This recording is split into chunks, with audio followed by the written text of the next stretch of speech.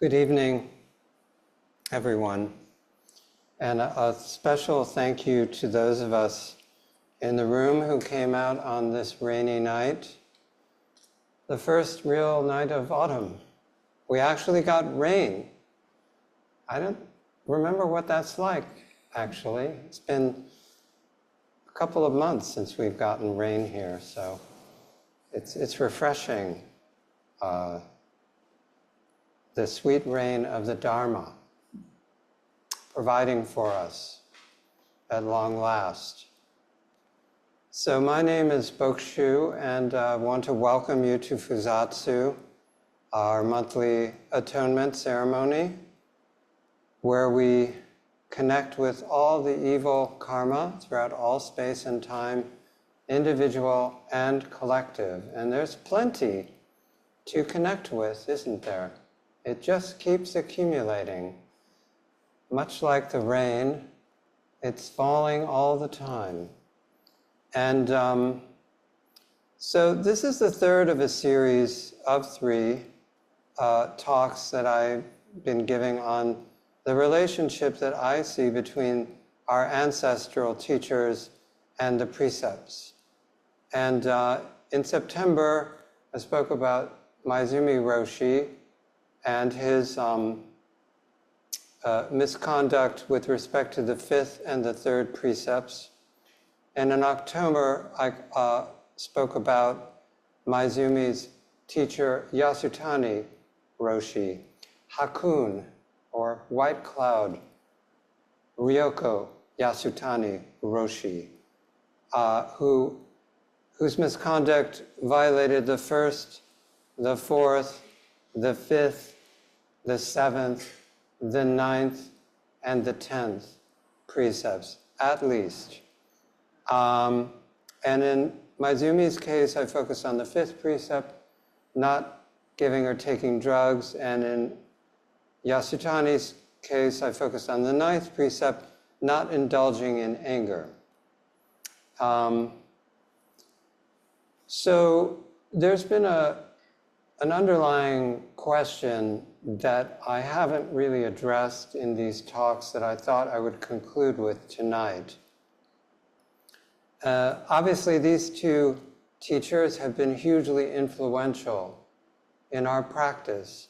As I mentioned last month, Yasutani, having digested fully the teaching of Harada Roshi, synthesized Soto and Rinzai practice into something that ultimately was adopted by Maizumi at the Los Angeles Zen Center and that we practice here. So a tremendous influence on our practice. And having noticed that they had such a profound influence, we are always wondering, with such important, sincere, and accomplished practitioners, how could they have done this? And what does their having done it mean for us, their descendants and followers?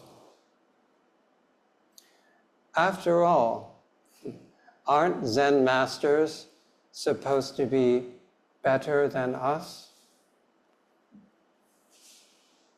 If they were to stray as badly as they did, what hope is there for us in our efforts to adhere to the precepts and to live what we regard as being an ethical life? Weren't they enlightened? Given their misconduct, most people at the time that their misconduct became known said, no, they were not enlightened, because had they been enlightened, sure, they could not have done what they did. But what is this thing that we call enlightenment? This thing that we bestow upon others and then take away when they do not meet our expectations, when they don't follow the rules of conduct that we expect them to follow. Was Philip Kapleau as naive as he sounds when he wrote in 3 Pillars of Zen Because they know from centuries of experience that this transforming power of zazen, the Japanese masters have always placed greater reliance on zazen to foster moral conduct in their disciples than upon the mere imposition of the precepts from the outside. Indeed, the Japanese masters stress that only upon full enlightenment can one truly know good from evil, and through the power of zazen translate this wisdom into one's everyday actions. Only upon full enlightenment can one truly know good from evil. So, is there partial enlightenment? What makes it full? Is the moon full sometimes and not full at other times? Doesn't it depend, of course, on where you look at the moon from? Has the moon ever varied in its fullness? Has it ever not been full? And yet we, in our arrogance, define full and partial from our own narrow points of view. We expect other people to live up to our expectations. Having been disappointed in this expectation countless times throughout our lives, whether long or short, how do we persist in this foolish apprehension that people will do what we want? And not only that, we declare that people will do what we want, or else banishment, ostracism, censure. Years of zazen and profound enlightenment experiences clearly do not guarantee what we are pleased to call good behavior. A delusion that zazen and enlightenment experiences are the cause leading to the effect of what you define or I define as good behavior. Beware of this deluded thinking, if indeed it can even be called thinking, that practice and enlightenment equals virtue. It's disappointing, I know. We want someone to make it okay. Someone to lead us into a brighter future where everybody is pure and good, and where people do the right thing. No more killing, no more stealing, no more sexual misconduct, no more lying, no more using or misusing drugs, no more speaking of others' errors and faults, no more elevating the self and blaming others, and so on. All of that comes to an end because one shining person, at least, can lead us the way to virtue and righteousness.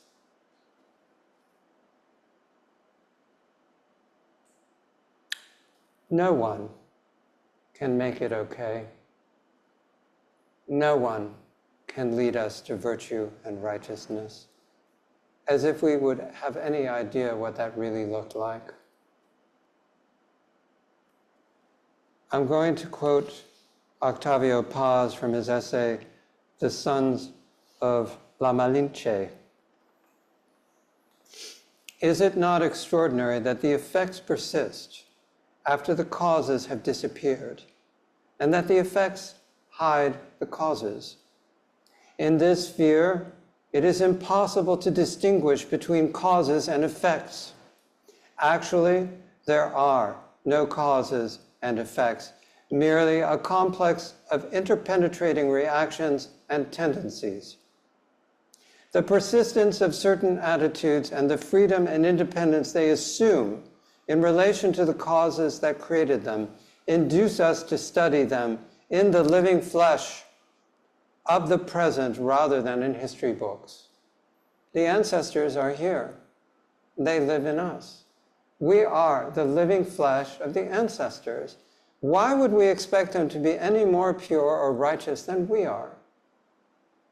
and yet somehow we do. Yasutani and Maizumi are our causes, and we are their effects. We are the causes of Yasutani and Maizumi, and they are our effects. The effects atone for the causes, and the causes atone for the effects. These causes and effects disappear exactly where everything apologizes for everything to everything, and where everything forgives everything for everything. That is here and now, in this ceremony. And in every moment that we engage with the precepts wholeheartedly, that moment is here. It is a fact that the precepts deal with nothing other than cause and effect. And in the words of Norman Mailer, facts, sir, are nothing without their nuance. So, do you like nuance? How about this nuance? Listen to what the warmonger, ultranationalist, and anti-Semite Yasutani had to say. The opinions you hold and your worldly knowledge are your delusions. Included also are philosophical and moral concepts, no matter how lofty, as well as religious beliefs and dogmas, not to mention innocent, commonplace thoughts. In short, all conceivable ideas are embraced within the term delusions, and as such are a hindrance to the realization of your essential nature. How paradoxical that this person who was such a colossal jerk could explain it so perfectly and so clearly. And by the way, is there any such thing as commonplace, innocent thoughts? I'm not sure there are such things. Morality, which is what we're constantly applying to people and situations, and of course, ourselves, are nothing if not dogmas and beliefs. Yasutani establishes in this paragraph the opposition between morality and enlightenment. And yet we assume that they're conjoined, that one leads to the other. The precepts and their application to everyday life have nothing to do with morality, nor are they a vehicle for self-improvement. Rather, they are a roadmap for ending suffering, which is an entirely different thing from morality. Opinions, such as Yasutani is bad, Maizumi was bad, and then he became good, and then he became bad. These opinions are delusions. There was a lot of shock and anger directed at both of these ancestral teachers when their misconduct became known. And this shock and anger was really predicated on this delusion that Zen improves people. And that the more experienced the practitioner, the more improved they must be. That there is a linear cause and effect relationship between practice, enlightenment, and goodness. Well, if the misconduct of Yasutani and Maizumi proved nothing else, it proved that this is absolutely false.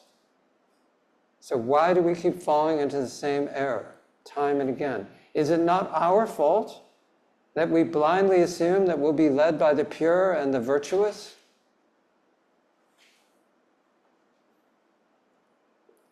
Make no mistake, I think it is entirely reasonable to say that alcoholism and abuse of sexual power is not an enlightened activity, and that warmongering and anti-Semitism are not enlightening activities. Perfectly reasonable, but these perfectly reasonable moral judgments run aground on the fact that they are nonetheless predicated on delusions.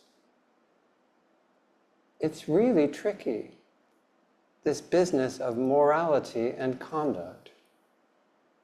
Think of all the wars that have been fought over competing visions of morality and competing systems of values regarding conduct.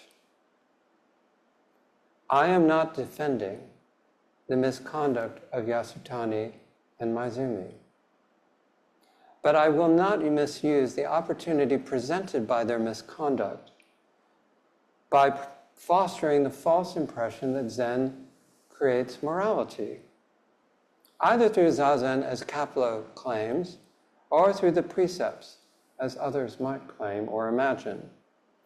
The precepts are not concepts, beliefs, dogmas, ideas, or thoughts. Concepts, beliefs, dogmas, ideas, and thoughts are things. The precepts are not things. They are the life of the Buddha. And we, when we actualize the precepts,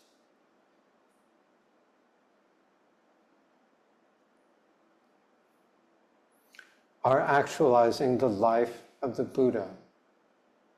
And the life of the Buddha is not a thing. In our eagerness to improve ourselves, we turn teachers into idols. We project our hopes and fears onto them. And when the idols smash themselves through their misconduct, we feel betrayed. But in that so-called betrayal is a lesson we badly need to heed.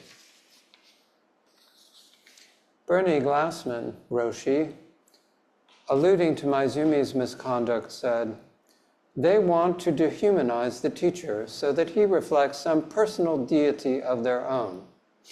We try to improve a little, but we are who we are." Do we try to improve a little? I spend a lot of energy trying to improve a little. And what has it gotten me? What has it gotten you? Has the cause led to some effect? On Yasutani, Bernie Roshi wrote, "So if your definition of enlightenment is that there's no anti-Semitism in the state of enlightenment, if your definition of enlightenment is that there's no nationalism or militarism or bigotry in the state of enlightenment, you better change your definition of enlightenment. For the state of enlightenment is Maha, the circle with no inside and no outside, not even a circle, just the pulsating of life everywhere, the pulsating of the Buddha's life. There is no such thing as a state of enlightenment. At best, or worst, there are experiences that we define after the fact as enlightenment and destroy them with that definition. And then we further destroy them by turning them into a morality exercise. It's like we burn the crops, fed them to an animal, slaughtered the animal, burned the animal, and fed the animal to the crops in the next crop. It's just an endless cycle of destruction. The idea of self-improvement, which I have long pursued, and I believe I must have some company in this room and on these screens, is not compatible with Zen. That is not the point of practice. The point of practice, if there is one, is to let go of the self. Why would we improve what we do not have and do not need, and what is actually the root of our suffering?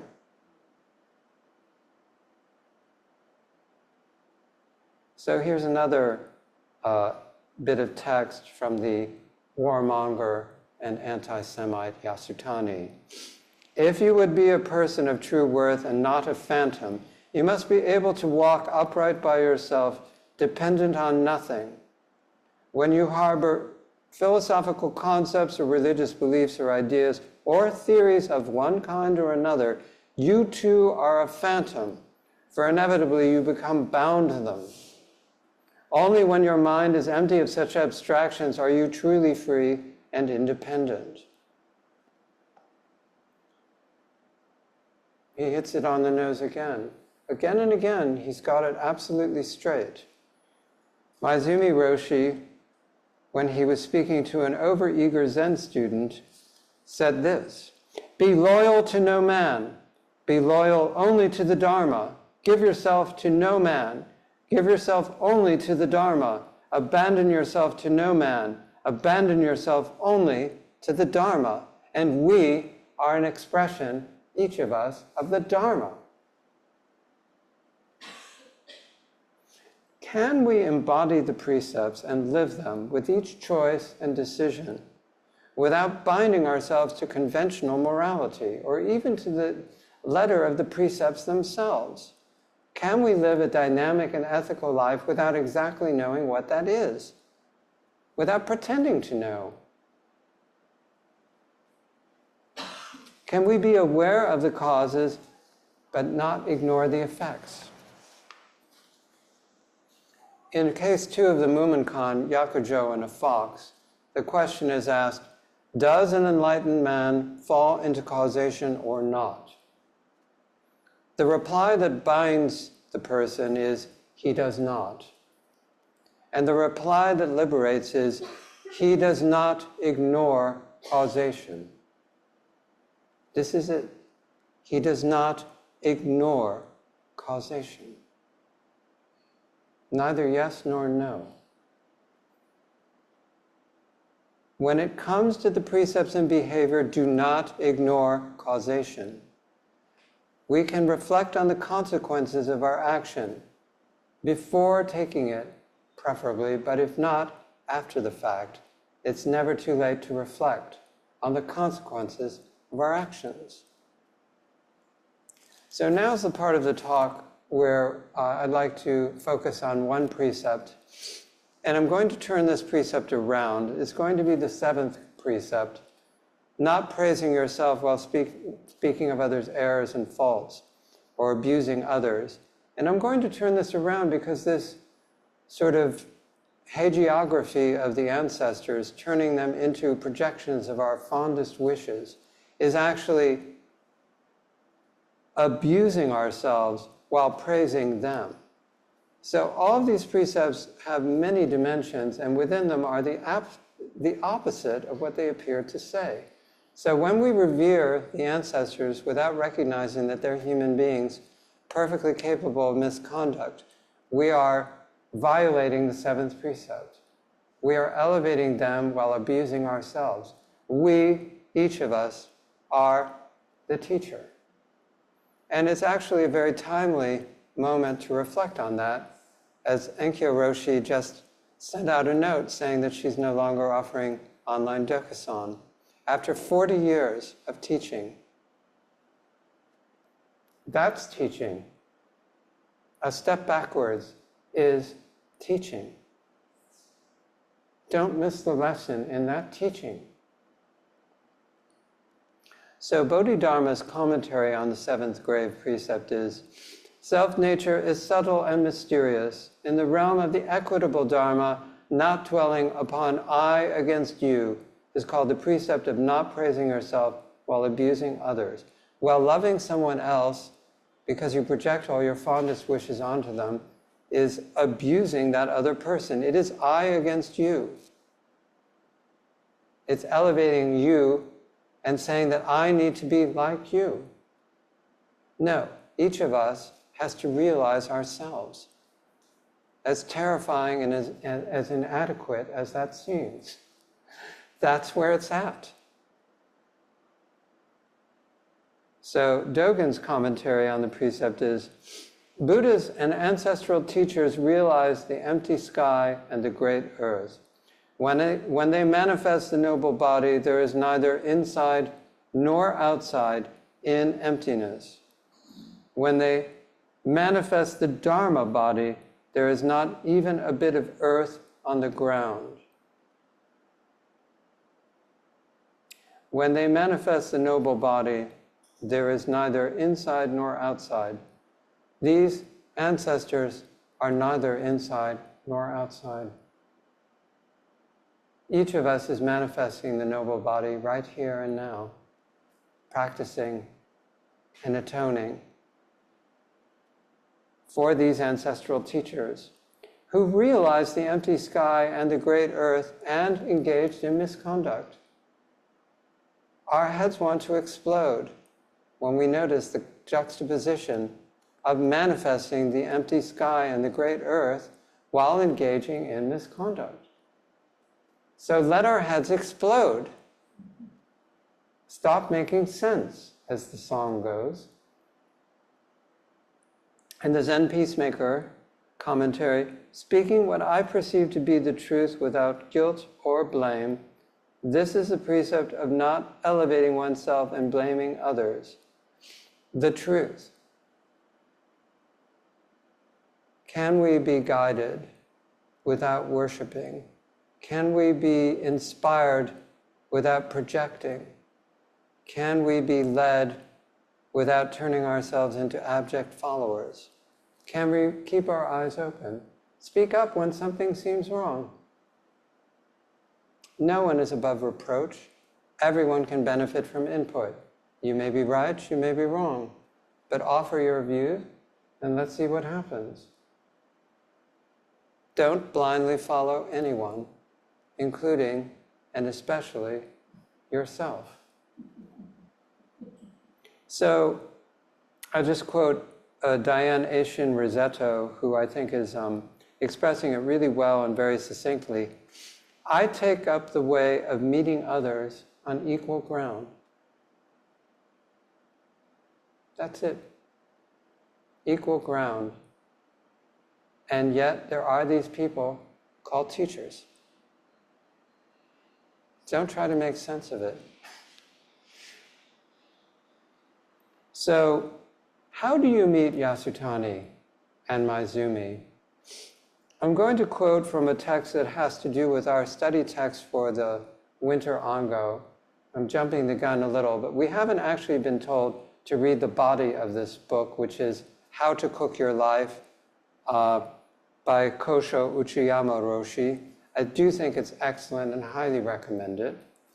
And in this book it says, middle way does not mean halfway, nor does it mean some sort of watered-down, defeated compromise or shallow eclecticism. Rather, middle way means to accept this contradiction of impermanence and cause and effect within your life. To accept this contradiction means to forbear and overcome it without trying to resolve it.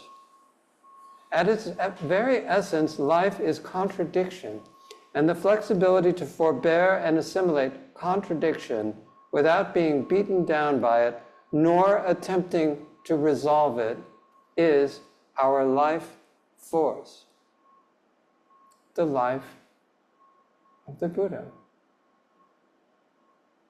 Treasure this life and live through the precepts. Thank you.